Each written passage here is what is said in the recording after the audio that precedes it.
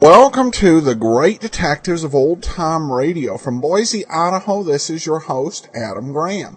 If you have a comment, email it to me, box13 at greatdetectives.net. Give us a call, 208-991-4783, and become one of our friends on Facebook, facebook.com/Radio Detectives. Well, today's episode is brought to you by the financial support of our listeners. Thank you so much for all of your support. And now it's time for today's episode of yours truly, Johnny Dollar, the Gina Gamboa matter. For your listening enjoyment, John Lund as Johnny Dollar. Roger Stern, Dollar. Oh, hello, Mr. Stern. Got a job for you. Fine. Our company insures a Mr. Barney Rico. Oh, I know that name. Used to be pretty big in the rackets, wasn't he? Yeah, for the past 7 years, he's been Mr. 8 number 1 citizen. Our company insured his life for $100,000. He was killed yesterday. How? He was murdered. See Lieutenant Briggs at the 7th Precinct. He'll give you the details. Right. Briggs is an old friend. When can you leave? As soon as I pack a bag.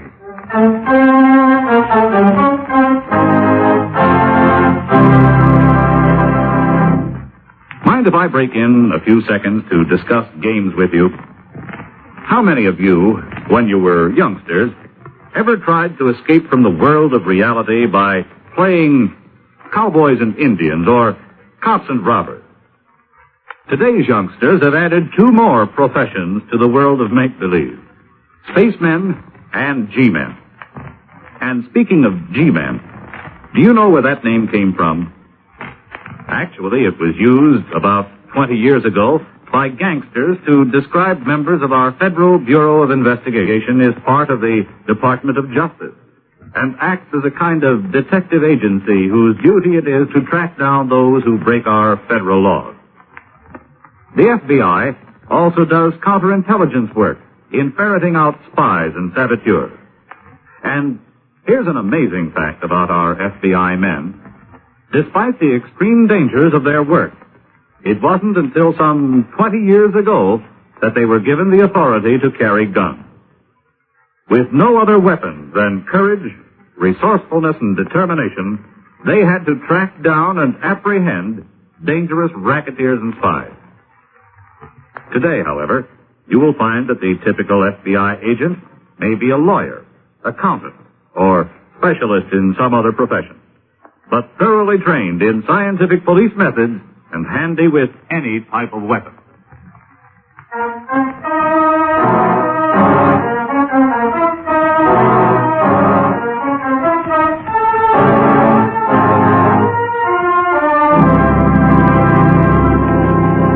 Expense accounts submitted by Special Investigator Johnny Dollar to Home Office, Intercontinental Bonding and Indemnity, Hartford, Connecticut. The following is an accounting of expenditures during my investigation of the Gina Gamboa matter. Expense account item 1, $24.98, train fare and incidentals between Hartford and New York City. I arrived at Grand Central, went directly to the hotel where I registered and called Lieutenant Arthur Briggs. I caught him on his way to lunch. He agreed to meet me in a small restaurant across from the precinct. Well, good to see you again, Johnny. Oh, good to see you, Art. It's been a long time. Investigating the Rico killing, huh? Yeah. Why don't we order, and then you can tell me about it. Well, I know what I want. This is corned beef day. Good corned beef, real lean. Oh, that sounds Nancy? fine. I'll be right there, Art. How much is Rico insured for? 100,000. The brother's the beneficiary. Mm-hmm. Any idea who killed him? No, not yet. It's always tough when a guy's been in a racket, even if he's gone straight for a while. He used to be with the Gamboa outfit, wasn't he? Yeah, you know how that Hi, might... Art. Well, hello, beautiful. Corned beef? Yeah, 2. Coffee? Yeah, Johnny? Yeah, coffee. 2 beef, 2 coffee, salad or soup. Just the corned beef for me. Yeah, I don't want the sound of the soup. But, sir, you putting on weight? You kidding? No, you're getting a little... I'm on a diet. You kidding? Well, just ask. I don't mind. Gee, that's going to make all the difference in the world. I still love All a big fat me? Gee. She's cute. Yeah, sure is. Getting back to Rico. As I was saying, I'm sure you know it. Any time a guy like Rico gets killed, it's tough to come up with the answer. Could be any one of a dozen guys he was in the racket with. You remember him at all? Yeah, he was the one who testified against Gamboa. That's right. His testimony sent Gamboa back to Sicily. Could have been any one of Gamboa's mob. It's just been waiting for the chance. I don't know whether you remember or not, but at the trial, Gamboa made it plenty clear that he'd get Rico sooner or later. What's happened to Gamboa? He's still in Sicily. Rico did pretty well for himself after he went straight. Yeah, he did fine. Opened a string of barber shops, built himself a nice home. The brother's name is Dave. Yeah, he manages the shop. What did he have to say? Well, he's scared stiff. He didn't have anything to do with sending Gamboa to Sicily, but he was in the outfit and pulled out when his brother did. He's in a panic. He hasn't got any idea who killed Barney? Well, if he does, he isn't saying, and I can't say I blame him. Well, after lunch, I think I'll have a talk with Dave. He's probably at the main shop or at home. Here you are. Well, thanks. Beautiful. Lay enough for you? Looks great. Well, I'm glad something around here hasn't got too much fat on it.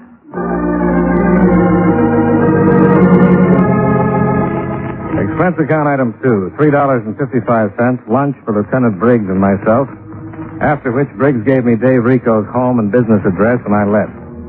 Expense account item 3, $1.45, cab fare to Dave Rico's home, where I talked with his wife. She informed me that her husband hadn't returned from work yet and suggested I go to the main barber shop of the Rico chain. Expense account item 4, $1.65, more cab fare from the Rico house to the barber shop on East 118th Street.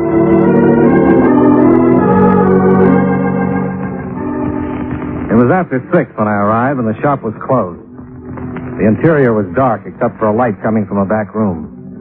I knocked on the door and waited.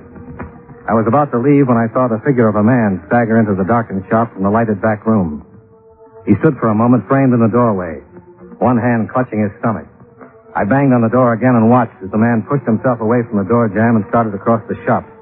Halfway to the front door, he slumped to the floor and lay still. I stepped back, kicked the glass out near the door lock, reached in and opened the door.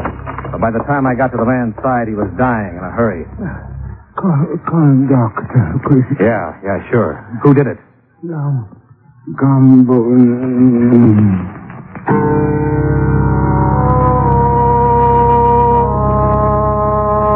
He died looking up at the ceiling and holding his stomach where a knife had cut him almost in two.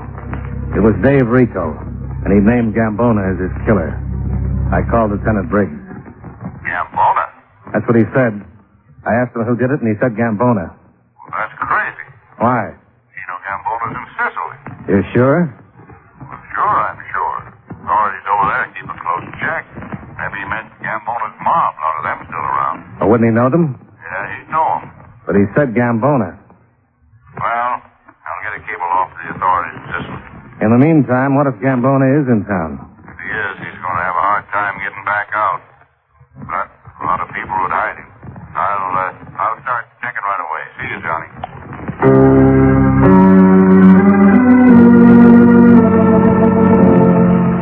The coroner's deputy arrived, followed by the lab boys, and I went back down to the precinct.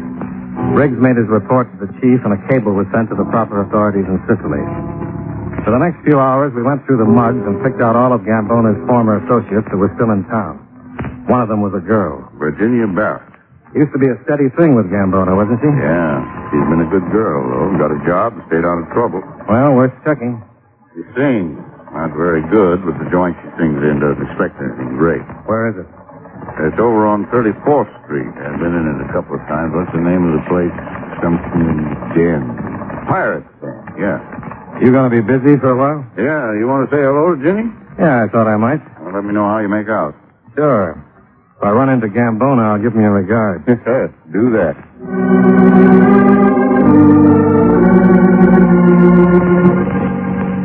Expense account item 5. $1.75 for still another cab from the precinct to East 34th Street in the Pirate's Den. It was a small place set down below the level of the sidewalk and filled with enough smoke to keep the walls from falling in.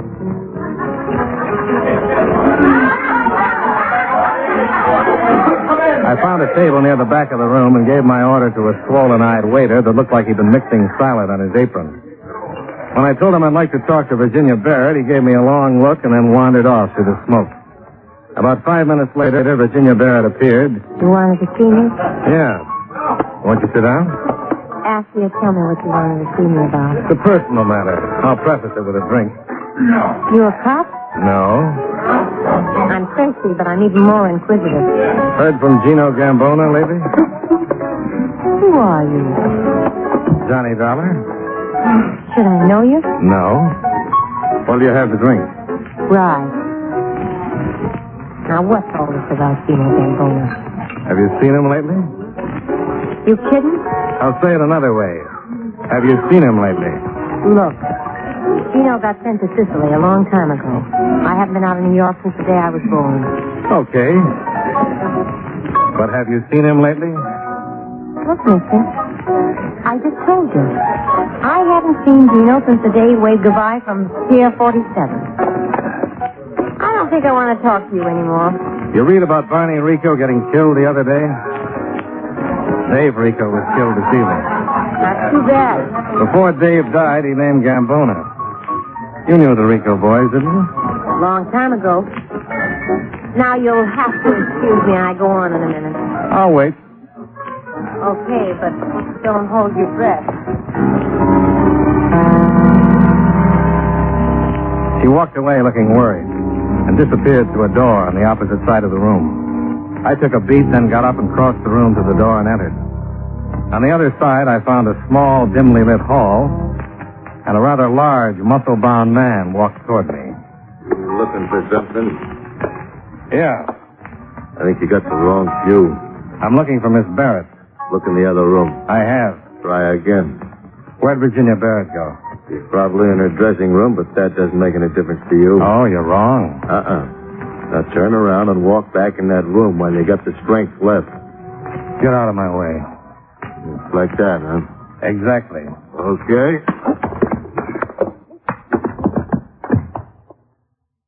Friend, if anyone offers you a job as a bouncer, forget it. I left him lying in a corner and went down the hall, looking on the other side of doors for Virginia Barrett. But Virginia Barrett was somewhere else. I ran out into the alley behind the club just in time to see her climb into a cab on the other side of the street and pull away.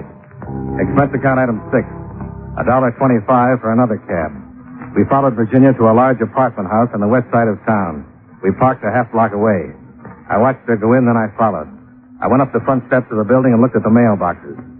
Virginia Barrett's apartment was 203, but the front door had a night latch on it. I picked a name on a box, a Miss Adelaide Jones, and buzzed it. Yes? Miss Jones? Yes, who is it? Flowers. Flowers? From the Ashley florist. Flowers? The gentleman wanted them delivered immediately. Oh, really? Oh, wait a minute. Well, I was in. I found apartment 203 and started to knock. But sometimes when you get impatient, you get careless. I'd tailed Virginia Barrett, but I'd forgotten about the big boy I'd left sleeping it off in the back hall of the pirate's den. Obviously, he knew where Virginia could be found, and obviously when he came to, he'd hurry right over. Because when I raised my hand to knock, the big boy barged up the stairs and pointed his gun right at my dinner. Hold it. Oh, why, sure. You're a busy little fella, aren't you? I have to be, or I lose the game. Yeah? It's a treasure hunt. I have to bring back a pound of 3-day-old rhubarb, the lapels off 3 opera capes, and a dozen assorted heads. I'd like to contribute. Well, every little bit helps. I can guarantee some broken bones. Now, about Gino Gamboa. You never can tell. Go ahead and knock. Who is it? Marco. Well, good evening. What's he doing here? Go on, get in there. Found him in the hall. Gave me some trouble over at the club. He says he's not a cop. Who is it? That guy I was telling you about. Marco's with him. Well, what? That's about all I can come up with. Your name's Dollar? Yeah. You know me? Yeah. Your name is Gino Gamboa.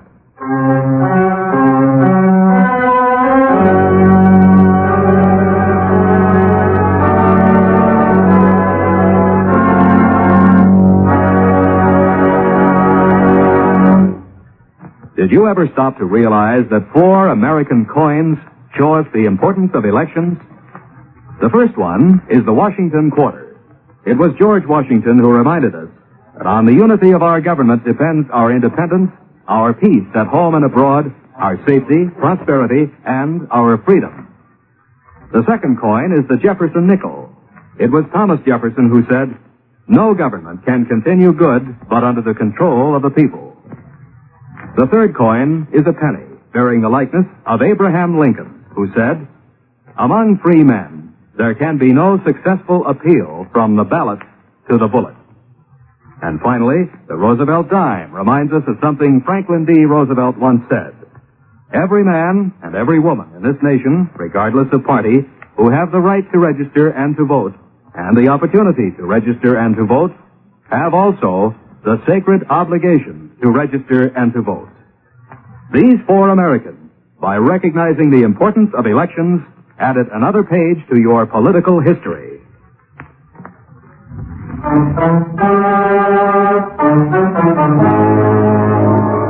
And now, with our star, John Lund, we bring you the second act of yours truly, Johnny Dollar.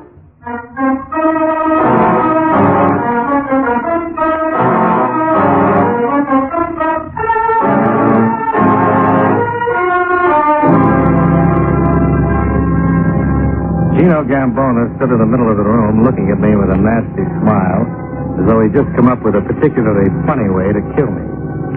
Gino Gamboa, one-time lord of the underworld. By all rights, he should have been in Sicily, where the United States government had sent him for the rest of his life. But there he was. And there I was, wishing he wasn't. The big man Virginia Barrett had called Marco shoved his gun in my spine and prodded me over to an uncomfortable chair. Gamboa held the nasty smile and walked slowly over to me. Who are you? Johnny Dollar. Well, the name don't mean nothing. Who are you? I'm a special investigator for an insurance company. We hold a policy on the late Barney Rico. Mm-hmm. His beneficiary was his brother. I don't know who insured him. Looks like your company don't have to pay off to nobody. Looks that way, doesn't it? Tell me, Johnny Dollar, how much insurance you got? Just a small policy. I'm expendable. I'm glad. Dave Rico named you before he died. Oh, really? Well, were you the guy pounding on the front door of his shop? What did you kill Dave for? I thought you just wanted Barney. Well, Dave's last name was Rico. But now, about you, Dollar. What am I going to do about you? Well, I could make a few suggestions, but I don't think you'd go for them. No.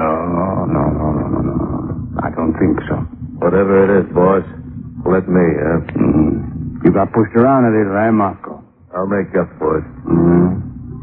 You know, Dollar, it ain't like the old days. Marco was one of my boys in the old days. On his toes then. You couldn't have pushed him around then. Did you come all the way back here just to kill Barney Rico? No. Of course not. I had something to get. And I couldn't trust nobody to get it for me. Not even my little baby here. You met Virginia, Dollar? Briefly. I hear she's a singer now. You hear her sing? Let's stop playing around, Gino. Mr. Gamboa. Nobody calls me Gino. Unless I like him. The police know you're in the States. Mm-hmm. They sent a cable to Sicily. But they ain't going to find out nothing that way. I got it all fixed. By the time they really go looking for me, I'll be back like I never left. And who's going to say they saw me here? Barney Rico? Dave Rico? You? Gino, let's get this over with. Yeah. Okay, Marco. Cool this bum off. Take him for a drive down by the river. Sure. What about the stuff? Well, me and Gina will pick it up and meet you. Now get going. Get up. Well, it was a nice meeting you, Dollar. Charmed, I'm sure. Come on. Move.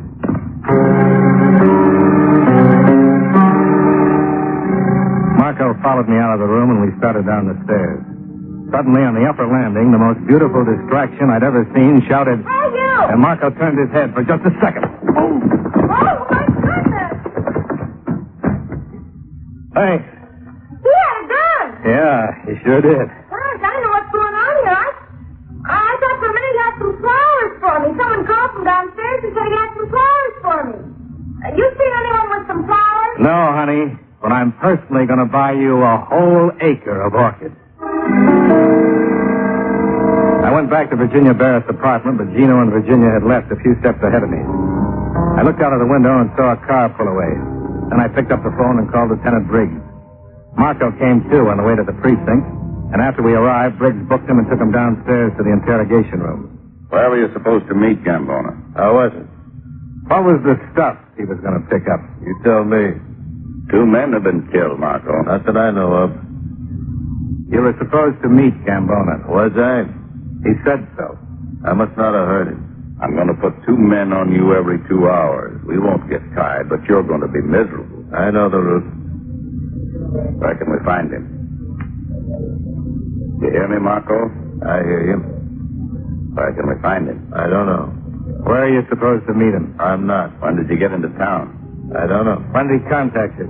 He didn't. You're a liar. If you say so. How did you know where he was staying? As I did. Where were you when Barney Rico was killed? When was he killed? The morning of the 3rd. I was at home. You sure? Yeah. Where were you the morning of the 4th? I don't remember. What's that got to do with it? That's when Barney was killed. You said the 3rd. Did I? It was the 4th. Where were you? At home. You said you didn't know. I was at home. Both mornings? Yeah.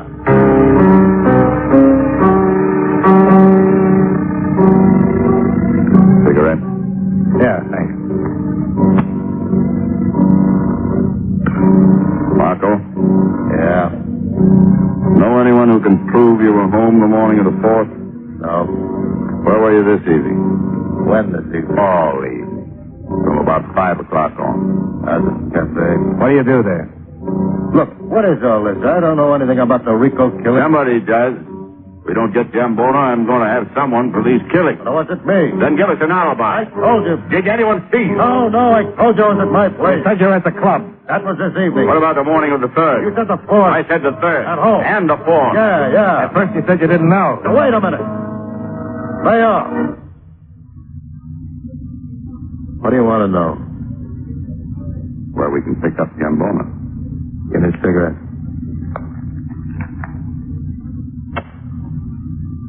Where were you supposed to meet him? Okay. Nuts to Gamboa. Nuts to the 10 grand. I'm bushed. I can't think anymore. What 10 grand? 10 grand Gambona promised me for helping him get in and out of the States. Where's he going to get 10 grand? He's at a stash somewhere. Where? I don't know. To help him. Even Virginia didn't know. Is she going with him? Yeah. Gina said he'd come back and get Virginia and the dough. He must have a bundle hidden somewhere. When's Gambona leaving? I don't know. Don't lie to me. You said you were getting paid to get him in and out of the country. That's right, but I haven't made arrangements to get him out yet. You're going to meet them. Where? Grand Central, by the Oyster Bar, 11:30. Now can I relax, get some rest?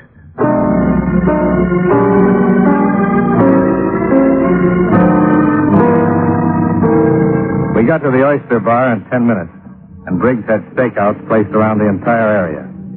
At 11:30, Virginia Barrett and Gino Gambona failed to show.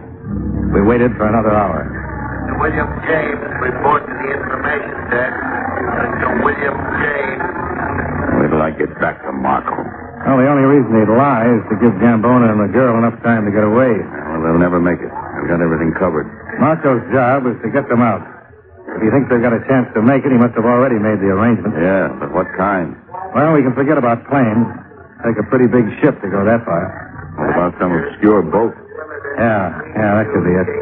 Big payoff to the captain. Look, we can figure Gambona got here within the last week. He couldn't afford to be gone too long from Sicily. He told me he's got it fixed that nobody will miss him, but he couldn't be gone too long. Take him 2 weeks both ways by boat. Yeah. He must have planned it to arrive here, get the money and his girl, take care of the Ricos, and get out fast. Let's check the boats that arrived from Italy and Sicily in the last 2 or 3 days and see if one of them is sailing tonight. Right.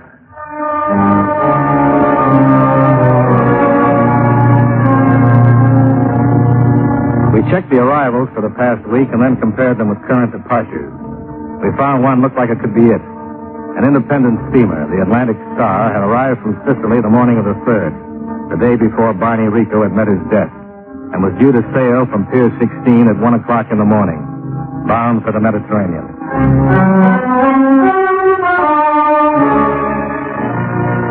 We piled into a squad car and arrived at Pier 16 at 12:50, where we identified ourselves to the gangway watch and were directed to the captain on the bridge of the Atlantic Star.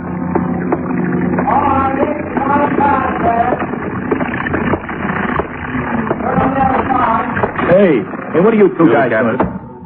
Yeah, what do you want? Police, you're under arrest. For what? Where are Gino Gamboa and Virginia Barrett? Who? You're both surrounded. You might as well tell us. Stateroom B. But right now he's probably in the galley. What's he doing there? That's the way he signed on. Cook. Does pretty good at it, too.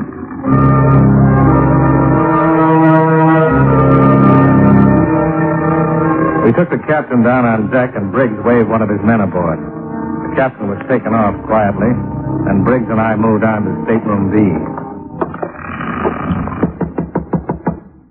Who is this? Marco! Are you sure it's a... Ow! Let go of me! Take your hands off me! Now, calm down, Ginny. One yell out of you, and I'll fix it so you don't get to sing with the prison band. Virginia Barrett went off just as quietly as the captain, and the boat was cleared except for anyone who still might be in the galley. Briggs waited outside the galley door, and I went in, with my hand on the .38 in my pocket. I spotted Gamboa behind a long table stacked with pots and pans. He looked up as I moved in on him. Hey, what time is this sub supposed to pull out? It's after. Hello, Gino. Why, you... Sometimes I'm so smart it gets hysterical. There I was, face to face with Gino Gamboa, ready to take him single-handed, right where I wanted him. And the next minute I was buried under a pile of pots and pans. Gino drew his gun, made a dash for the passageway. And that was as far as he got.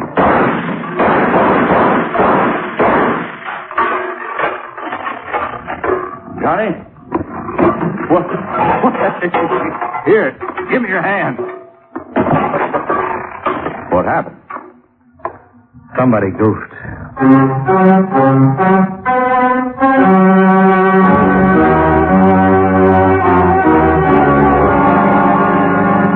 Gamboa was dead. Virginia Barrett and Marco, full name Marco Dandoy, got 5 to 10 years for their parts in the crime. The captain of the Atlantic Star got 2 years, and Lieutenant Briggs got a promotion. Yours truly returned to Adelaide Jones with the flowers he'd promised her, and all in all, everyone got just what was coming to them.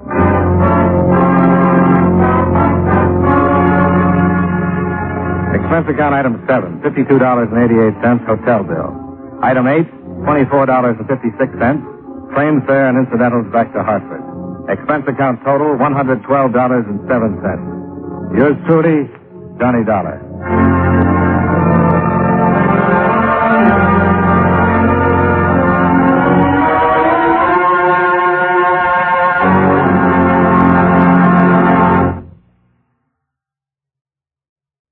Welcome back. Well, on these AFRS shows, we do not actually get